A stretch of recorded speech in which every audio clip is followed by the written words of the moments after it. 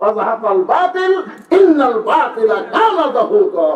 সত্য যখন আসবে, মিথ্যা যখন পালিয়ে যাবে, আলো আসতে অন্ধকার থাকবে না। কি বললেন? ইউনূস নবীর নামে গজল এমনি এমনি কইলেন? কে যেন হাসিনা বলছে, এই মহা বিপদের মধ্যে আপনি কোন দোয়া করতেছেন? হাসিনা বলতেছে পড়বার গেলে ওর নাম মনে আসে, এই জন্য পড়ি না। লা ইলাহা ইল্লা আনতা সুবহানাকা ইন্নী কুনতু মিনাজ জালিমিন। আপনারা পড়েন না ভাই বিপদ আপদে মুসিবতে? একটু মনোযোগ দিয়ে শুনবেন। আল্লাহর নবী রওজার পাশে হাত তুলবার দেয়নি, বলেছে হারাম। আমার মন বলতেছে 2 টাকার পুলিশ হয়ে আমার মতন মৌলবীর হাতত ঠাসি মারল, চিনিস? এটা আমার মন। আর ইমান বলতেছে মাওলানা তোর ইমানের মধ্যেও ভেজাল, তোর আমলের মধ্যেও ভেজাল। কারণ যেই দেশের থেকে তুই ওয়াজ করবার আইছিস ওই দেশটাই হলো ভেজাল। 2011 সালে বাংলাদেশের প্রধানমন্ত্রীর নাম হলো হাসিনা। জোরেগর নাম কি? এরশাদ চাচা পতনের পর বাংলাদেশের জনগণের মরদ মানুষও দেখেই পারে আগামী ইলেকশনে যে কি হবে। খালেদা জিয়া হারে চাঙ্গা হচ্ছে, হাসিনার সময় মনে হয় খালেদা যায় যায় অবস্থা। জোরেগর ঠিক কিনা? এখন মোটামুটি সাইজ হচ্ছে।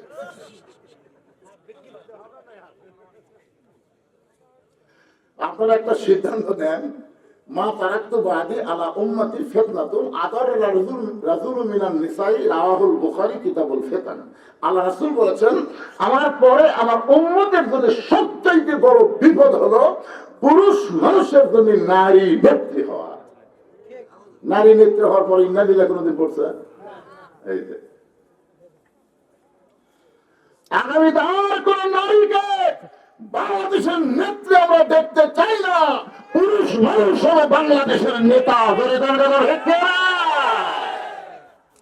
সবাই বলে আল্লাহুম্মা আমিন।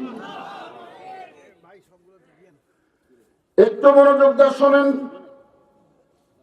ভেজাল দেশের মানুষ, আমি আলেম হলো ভেজাল, যেটার প্রমাণ পাইছি জয়তুলের দোকানে গিয়ে। দোকানদারকে বললাম ভাই আসল জয়তুলের তেল দেন। যেই কইছি দোকানদার কর্মচারীকে বলতেছে হারাম হারাম পুরো হারাম। আমার ধাক্কা দিয়ে বের করে দিল। এক সৌদি আমাদের বাংলাদেশে চাকরি করে সৌদিতে, তাকে বললাম কে রে ভাই খালি আসল চাইছি, এতে আমাকে তো ঘর থেকে বার করে দিল। বলে হুজুর এখানে নকলি নাই, তো যেখানে নকল নাই সেখানে আসল চাওয়া মাত্রই ওরা বুঝবার পারছে আপনি ভেজাল দেশের লোক। কারণ কি জানেন? ওই দেশে আল্লাহর আইন চলে আর বাংলাদেশে মানুষের আইন চলে। আল্লাহ হচ্ছেন আসল আর মানুষ হচ্ছে ভেজাল। ধরে ঘটনা দেখিয়ে এই জন্য আগামীতে আমরা ভেজাল আইনে চলবো না, আল্লাহর কোরআনের আইনে আমরা চলতে চাই। কারা কারা চলতে চান তোর হাত ধরে আল্লাহকে দেখান। আল কোরআনের আলো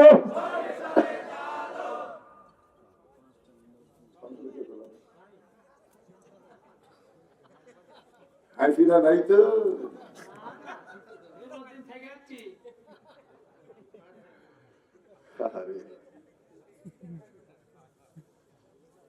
আপনারা কি মনে করতেছেন অন্যায় ভাবে যাদেরকে ধরে রেখেছে, আমাকে কাছে নয় ভাই, যাদেরকে অন্যায় ভাবে ধরে নিয়ে জেলের মধ্যে রাখছে তাদের বিচার হবে না?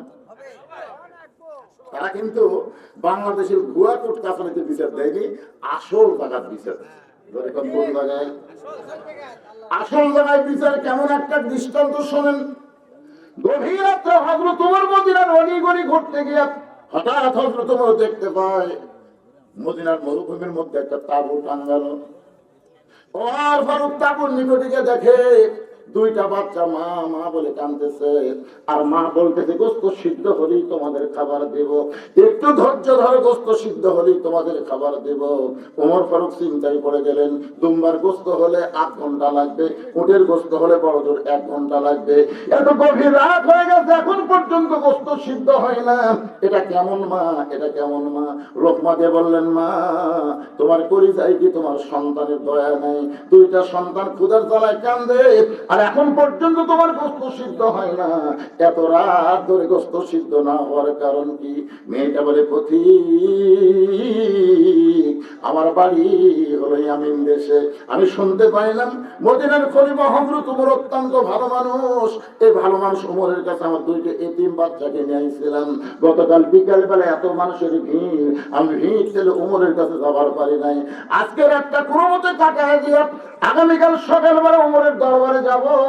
কিন্তু আমার দুইটা এতিম বাচ্চা ক্ষুধার জ্বালায় বারবার যখন কাঁদতেছে, আমি মা হয়ে তাদেরকে সান্ত্বনা দেওয়ার জন্য পাতিলে পানি আর পাথর দিয়ে নিচে আগুন জ্বালায় বলতেছি, বাবা গোস্ত সিদ্ধ হলি তোমাদের খাবার দেব। ও পথিক, আমার পাথর সিদ্ধ হবে না, আমার সন্তান দুইটাকেও খাবার দেবার পারবো না। কিন্তু আমি মা হয়ে বুঝবার পারছি আমার সন্তান সকাল পর্যন্ত আর বাঁচবে না। এত খিদা নিয়ে দুইটা সন্তান হয়তো রাতের বেলায় আমার মৃত্যু হয়ে যাবে। সঙ্গে সঙ্গে ওমর ফারুক বলে, মা একটু ধৈর্য ধরো মা, আসল জায়গায় যেন বিচার দিও না। লিল্লাহি তাকবীর। ওমর ফারুক বললেন, মা একটু ধৈর্য ধরো মা, আসল জায়গায় যেন বিচার দিও না। এই কথা বলে এক দৌড়ে এসে বাইতুল মালের দরজায় বললেন, আসলাম এক বস্তা খাবার খাদ্য আমার মাথায় উঠে দে। আসলাম বলে, আমিরুল মুমিনিন কোথায় বস্তা নিয়ে যাওয়া লাগবে হুকুম দেন, আমি মাথায় করে নিয়ে যাব। ওমর কান্দার বসলাম রে, একজনের পাপের বোঝা আর একজন মাথায় নিবার পারে না, দে আমার মাথায় উঠে দে।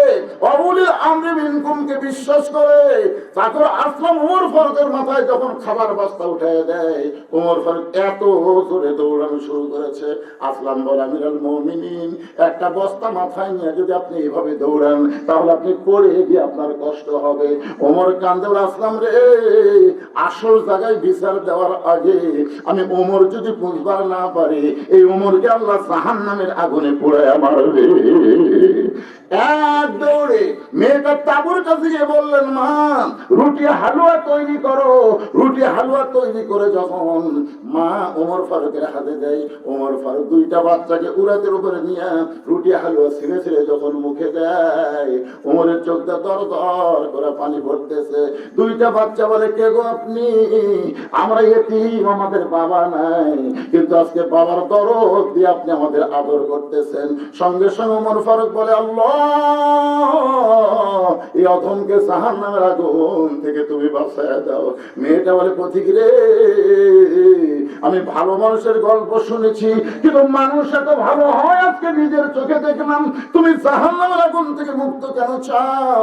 আল্লাহ ওমরকে মদিনার খলিফা না বানায়া তোমাকে যদি খলিফা বানায়া দিত, এই মদিনা আল্লাহর জান্নাত হয়ে যেত। ওমর কিন্তু দুইবার একটা কথা বলেছে, মা আসল জায়গায় বিচার দিও না। আসল জায়গা মানে কি? এই আলেমেরা জেলের মধ্যে তাদেরকে অন্যায় ভাবে নিয়ে যাওয়া হয়েছে, বিশেষ করে আল্লাহ সাইদি আসল জায়গায় বিচার দেওয়ার কারণে আজকে জালেমের এইরকম পরিণত হয়েছে। ধরে তোর কথা ঠিক না? গোটা পৃথিবীর ইতিহাসে যে সরকার প্রধান পলায়, তার সাথে 300 এমপিও পলায়, গোটা পৃথিবীর ইতিহাসে এরকম ইতিহাস নেই। কি কথা? এরকম ইতিহাস আছে? এইরকম ইতিহাস ছবি না ভাই। আসল জায়গা বিচার দিতে বাবা মনে করতেছে ছাত্র জনতা না। ইজা জা নাসরুল্লাহি ওয়াল ফাতহ, সূরা নসর বলেন, কোন বিজয় মানুষের হাতে না, বিজয় হচ্ছে আমার আল্লাহর হাতে। ধরে কোন কথা দেখি। আরে একটু মনোযোগ দিয়ে শুনবেন। কোরআন আইন যদি আমরা চালু করতে চাই, তখন আমাদের সবাইকে বলতে হবে আল কোরআনের আলো। সবাই বলেন না কেন? একটা বলেন তো ভাই, আপনি এটা বলে যদি মরেও যান আপনি জান্নাতে যাবেন। কারণ রাসূল বলেছেন, মান সাআলাল্লাহু তাআলা আশ-শাহাদাতা বিসিদকিন বাল্লাগাহুল্লাহু মানাজিলাশ শুহাদা ওয়া মাতা আলা ফিরাশিহি, রাওয়াহুল বুখারী। আল্লাহ রাসূল কি বলেছেন হাদিসটা শুনবেন? আল্লাহ রাসূল বলেছেন, কেউ যদি চায় যে আল্লাহর রাস্তায় যুদ্ধ করতে করতে আমি শহীদ হব, এইরকম যদি আশা করে ইসলামে আন্দোলন করে, কোরআনের দল করে, ওই মাতা আলা ফিরাসিহি, সে যদি নিজের বিছনায় মৃত্যুবরণ করে, বাল্লাগাহুল্লাহু মানাজিলা শুহাদা, এই যে সুন্দর নিয়ত করার কারণে আল্লাহ হাসরের ময়দানে তাকে শহীদদের কাতারে দাঁড় করাইয়া দিবে। আপনি যদি সংসদ আল্লাহর কোরআন চান, এটা যদি আপনি দেখবার নাও পারেন, এর আগে যদি আপনার মৃত্যু হয়, এরপরেও আল্লাহ আপনাকে জান্নাতকে ঠিকানা বানাই দিবে, কারণ আপনি এই যে একটা স্লোগান দিয়েছেন, এটা হক স্লোগান। এর চাইতে ভালো স্লোগান আছে যে চোর ডাকাত বাটপারকে আর আমরা 300 জনের মধ্যে ওখানে পাঠাবো না। এই মমতাজের মতন খারাপ গাইকে গেছে, নায়িকা গেছে, লুচ্চা গেছে, বাটপার গেছে, চোর গেছে, সব চুরি করে বাংলাদেশের টাকা বিদেশে পাচার করছে। একটা সন্তান জন্ম নেওয়ার সাথে সাথে 1 লাখ টাকা ঋণ নিয়ে জন্ম নিচ্ছে। হ্যাঁ, এই জন্য সবাই একটা স্লোগান দিয়ে আবার কবরে আসতেছি। কবরে যদি ফুলগুলো হয় অভিমানে ঝরে যায়, আমি মালা গেথে বলো কারে পরাবো, সে যে কেন এলো না, কিছু ভালো লাগে না, কবরে আসো তাই। তো ওয়াজ হবে কবরে, অসুবিধা আছে, কিন্তু স্লোগান হবে সংসদে। আল কোরআনের আলো, কোরআন হাদিস যেখানে, দুনিয়ার মুসলমান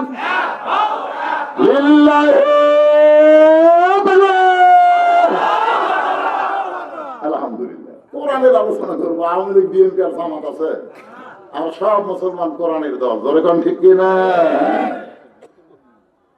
একটু মনোযোগ দিয়ে শোনেন। খাদিজা বলতেছে, রাসূলুল্লাহ, আমি আপনার কাছে চাই।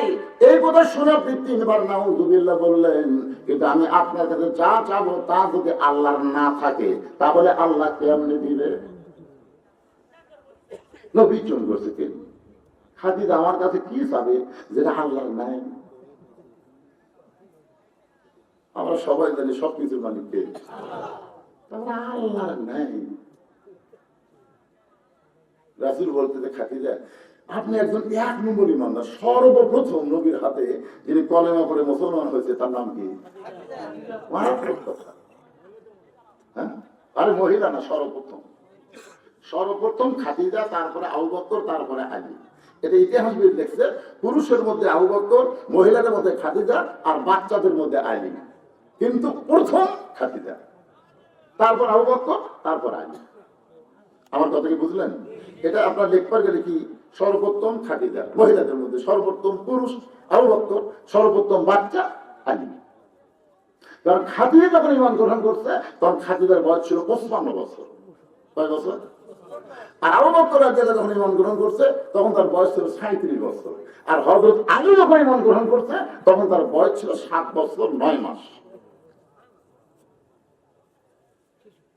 এখন আপনাদের কাছে যেটা বুঝতে পারছেন সেটা হলো, আপনারা বলেন তো, বাংলাদেশে কোন পীরের বউ ওই পীরের মুরিদ আছে? কেন নাই? কারণ বউ জানে আমার পীর সাহেব মাঝে মধ্যেই মুরিদের বইয়ের দিকে চোখ মারে, 1 নম্বর লুচ্ছে। বাংলাদেশে কোন ডাক্তারের বইয়ের সিদার লাগে না, বাংলাদেশের কোন মৌলবীর বাড়িতে মিলাতে হয় না। বলে এখন কথা ঠিক আছে। এই 3টা জিনিস আপনারা খেয়াল করবেন। কিন্তু সর্বপ্রথম নবীর বিবি নবীকে বলে নবী বলে স্বীকার করেছে। এখান থেকে বোঝা গেল পীর ধরা চলবি না, মৌলবি ধরা চলবি না, হুজুর ধরা চলবি না, ধরা লাগবে একমাত্র আমাদের নবীকে। বলে কোন কথা ঠিক কিনা? উপায় নাই রে, উপায় নাই রে, উপায় নাই, নবী বিনে আল্লাহ পাওয়ার উপায় নাই। সবাই বলেন উপায় নাই রে, উপায় নাই রে, উপায় নাই, নবী বিনে আল্লাহ পাওয়ার উপায় নাই। দেখেন কোরআন আয়াতটা দেখেন, আতিউল্লাহ ওয়া আতিউর রাসূল ওয়া আতিউ কিন্তু নাই, আতিউ নাই, কিন্তু উলিল আমরি মিনকুম। আপনারা বলেন তো, এই 2 জায়গাতে আতিউ থাকলো, আতিউল্লাহ ওয়া আতিউর রাসূল, কিন্তু শেষকালে এখানে ওয়া আতিউ আল্লাহ বাদ দিল কেন?